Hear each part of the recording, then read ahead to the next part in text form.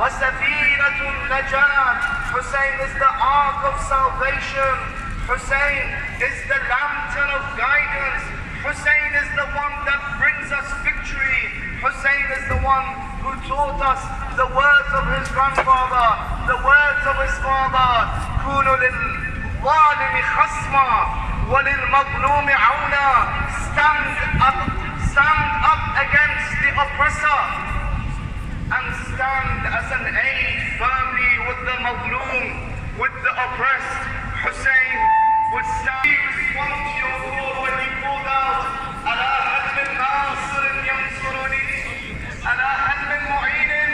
When you called out those words, we respond from here in Sydney, in the heart of Sydney. We call out, لبيك يا حسين. لبيك يا حسين.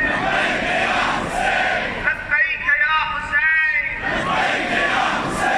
Today we stand with the Imam of our time, the one who in Dua al-Qurba on Friday, we call out, أين الصادق بدم المقتول بكربلاء? Where are you shedding your tears today? Where are you mourning today? We wish to be beside you and grieve with you, the one who shall return justice and peace in this world after the world is filled with tyranny and injustice.